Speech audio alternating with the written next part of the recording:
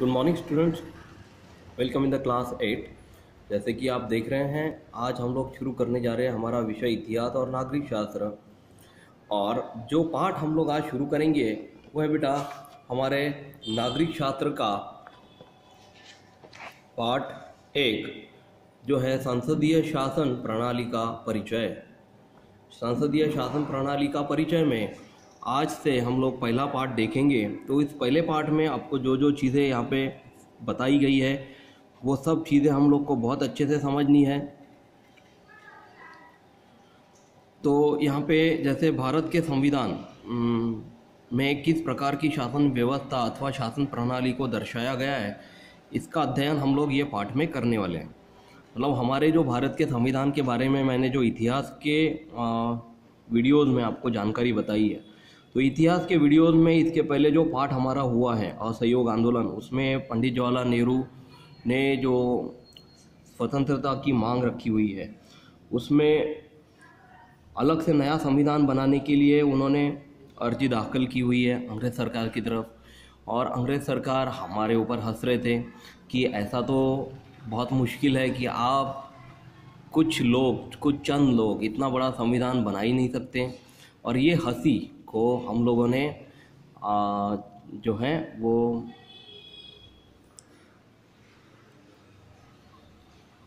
बड़ी गंभीरता से ली हुई है और हमें संविधान बनाना ही है। तो मैंने बताया था कि जो ईस्वी सन 26 जनवरी 1950 को जो हमारा संविधान हमारे सामने रखा गया है ना, तो ये संविधान कैसे बना, क्यों बना, या इसके आधार पर कौन सी नीतियाँ हमारे भारत देश में लागू हुई और इसका प्रचार प्रसार कैसे हुआ, ये सब चीज़ें इस संसदीय शासन प्रणाली के परिचय में हम लोग देखने वाले बेटा। ठीक है, तो यहाँ पे कुछ प्रश्न पूछे गए, जैसे संसदीय शासन प्रणाली किसे कहते हैं, भारत के प्रधानमंत्री है तो अमेरिका के प्रधानमंत्री क्यों नहीं, संसदीय शासन प्रणाली और अध्यक्षीय शासन प्रणाली में क्या अंतर है, ये सब प्रश्नोत्तर हम लोग ज़रूर देखेंगे इसके उत्तर। परंतु मैं ये दूसरे प्रश्न का उत्तर ये देना चाहता हूँ कि प्रधानमंत्री जो है भारत के इसलिए है क्योंकि हमारे यहाँ पे जो संसदीय शासन है वो और अमेरिका का संसदीय शासन है वो अलग अलग बनाया गया है। एक जैसे कि ही किताब को छाप कर वहाँ का इधर नहीं है और इधर का उधर नहीं बनाया गया है, इसलिए प्रधानमंत्री जी के जो कार्य है वो हमारे भारत देश में अलग तरीके से हैं और वहाँ पे अमेरिका में प्रेसिडेंट शासन है, मतलब राष्ट्रपति शासन है, उनके भी उनके संसदीय शासन प्रणाली के विचार अलग होने की वजह से उनका संविधान अलग है, हमारा संविधान अलग है, दोनों के कार्य अलग अलग हैं। इसलिए हमारे यहाँ प्रधानमंत्री है और अमेरिका के प्रधानमंत्री नहीं है। तो उपयुक्त उल्लिखित कुछ प्रश्नों से हमारे ध्यान में आता है कि प्रत्येक देश की शासन प्रणाली का स्वरूप एक दूसरे से भिन्न है। क्यों भिन्न है? क्योंकि विविध प्रकार की शासन प्रणालियों का स्वरूप जानने से पहले हम शासन संस्थाओं के मुख्य अंगों की संक्षेप में जानकारी प्राप्त करेंगे। मतलब बहुत संक्षेप में हमें पूरे शासन प्रणाली का जानकारी प्राप्त करना है। अब इसमें ये बोला गया है कि बेटा इस संस्था में विधानमंडल कानून बनाने का कार्य करता है। अब देखिए हर एक संस्था का कौन कौन सा कार्य है ये आपको पता होना ज़रूरी है। सबसे पहले आप ये ध्यान में रखिए कि विधानमंडल का कार्य है कानून बनाने का। फिर आता है बेटा कार्यकारी मंडल, वो कार्यकारी मंडल उन कानूनों के ऊपर कार्यवाही करता है। ठीक है, और तीसरा आता है बेटा न्यायपालिका। मतलब देखिए पहले हमने देखा विधानमंडल, दूसरा कार्यकारी मंडल और फिर आता है तीसरा न्यायपालिका, जो कि आपको न्याय प्रदान करने का कार्य करती है। तीनों का अलग अलग कार्य है और संविधान द्वारा इन तीनों अंगों के कार्य, उनके अधिकार क्षेत्र और सीमाओं तथा तीनों अंगों के परस्पर संबंध निर्धारित किए जाते हैं।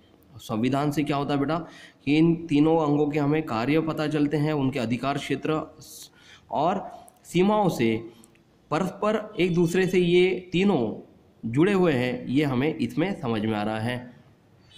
तो ये संबंध किस स्वरूप के हैं, इस पर शासन संस्था का स्वरूप निश्चित होता है। मतलब ये संबंध कैसे हैं, इसी के आधार पर हमारे बाहर अलग देशों में हमारी शासन संस्था का स्वरूप ये निखर के आता है और दूसरों को आसानी से समझ में आता है कि हमारी शासन संस्था कैसी है।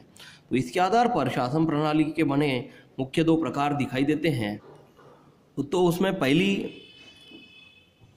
शासन प्रणाली है संसदीय शासन प्रणाली और दूसरी है बेटा अध्यक्षीय शासन प्रणाली। अब इसमें हम लोग संसदीय शासन प्रणाली क्या है वो जानते हैं। तो देखते बेटा संसदीय शासन प्रणाली। अब संसदीय शासन प्रणाली में जो हमने संविधान बनाया है वह मुख्यतः इंग्लैंड में उनके सहयोग से भी बना हुआ है। इसलिए इंग्लैंड का संविधान और हमारा संविधान ये एक दूसरे से लगभग समान है, परंतु कुछ उनमें भी बदलाव है। जैसे इंग्लैंड का संविधान अलिखित है, यानी कि लिखा गया नहीं है। आज भी वहाँ के शासन का अधिकांश कार्य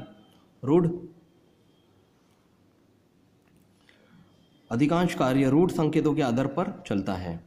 जैसे ये शासन प्रणाली में आपको ये जानकारी बताई गई है कि पार्लियामेंट की वहाँ की उत्क्रांत संस्था है, बड़ी संस्था है, जिसको पार्लियामेंट्री शासन प्रणाली कहते हैं।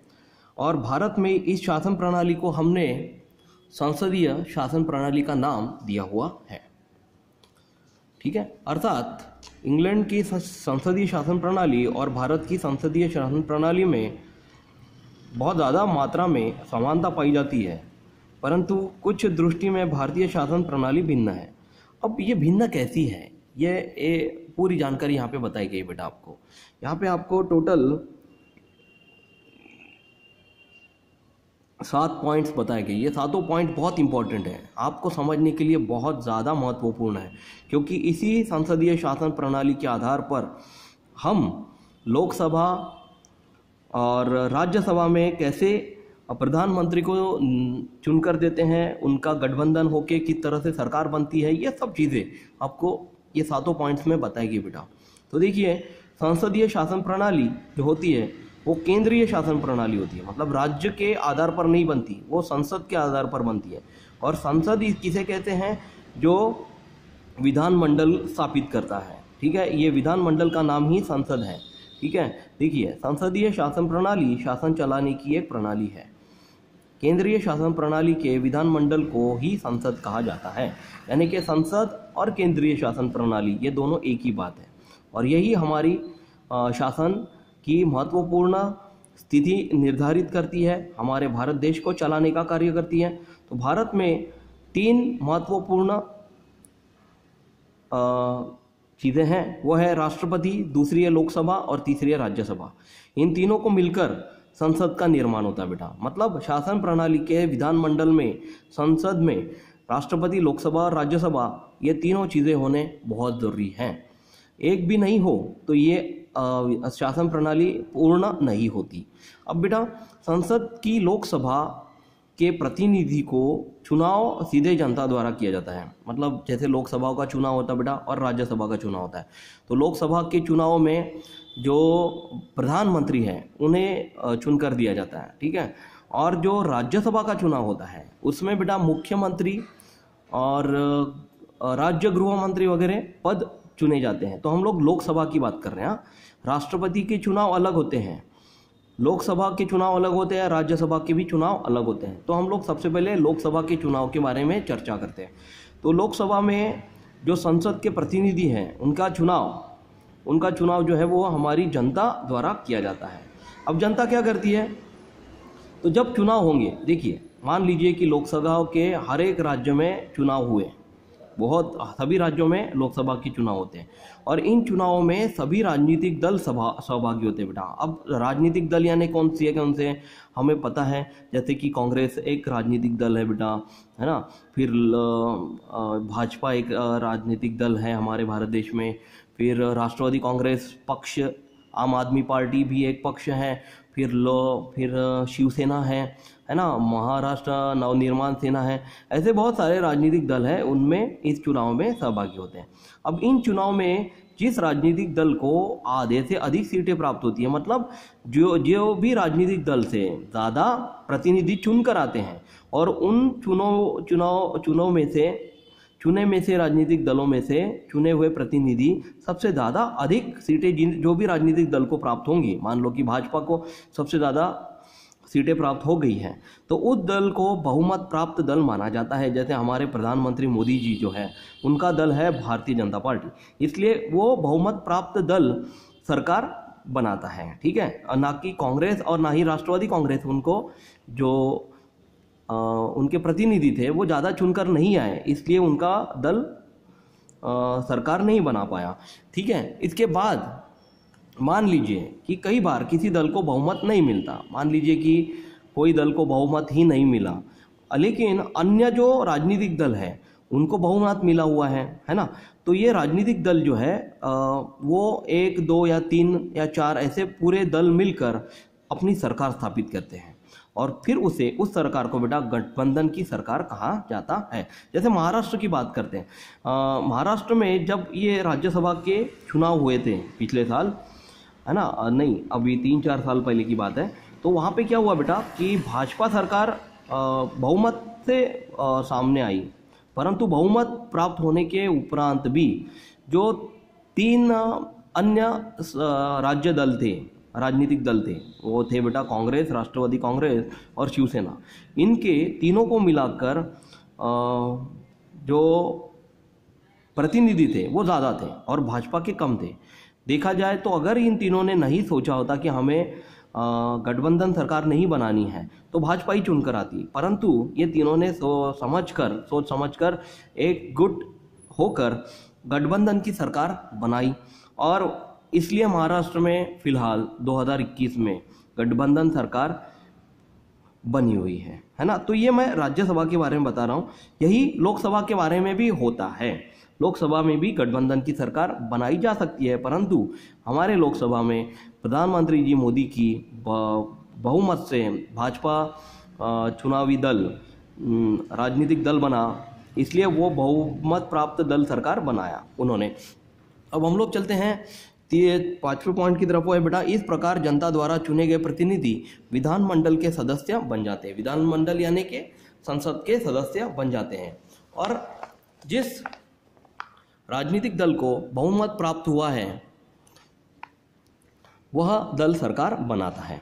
अब बेटा जिस दल को बहुमत प्राप्त होता है, ये छठवां पॉइंट हम लोग देख रहे हैं बेटा। अब जैसे भाजपा दल को बहुमत प्राप्त हुआ, उस दल का नेता प्रधानमंत्री बनता है और वह अपने कुछ सहयोगियों का मंत्री पदों के लिए चुनाव भी करता है। तो इसलिए वो प्रधानमंत्री जो भी होंगे वो अपने सहयोगी जो भी चुनकर आए हुए हैं उन सभी को मंत्री पदों के लिए नियुक्त कर सकते हैं। हर सभी को अलग अलग मंत्री पद दिया जा सकता है, किसी को वाहतुक मंत्री, किसी को रास्ते और परिवहन मंत्री, किसी को स्वास्थ्य विकास मंत्री, ये सब अलग अलग पद उनको दिए जाते हैं, वो प्रधानमंत्री द्वारा चुने जाते हैं। और फिर 7वां पॉइंट आपको यहाँ पे दिया गया है जो कि हमारे वीडियो का ये आखिरी पॉइंट होगा बेटा। इसमें बोला गया है कि प्रधानमंत्री और उनके द्वारा चुना गया मंत्रिमंडल जो भी होगा वह एक शासन प्रणाली निश्चित करते हैं।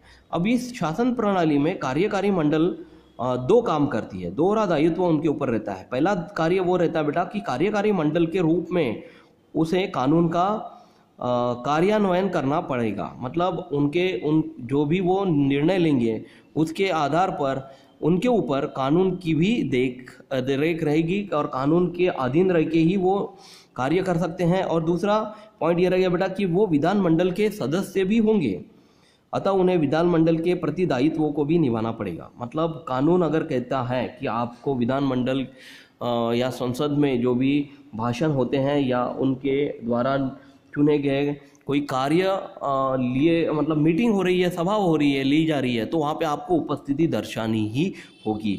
तो ये 7 पॉइंट्स हमारे संसदीय विधानमंडल के बारे में जानकारी बताते हैं।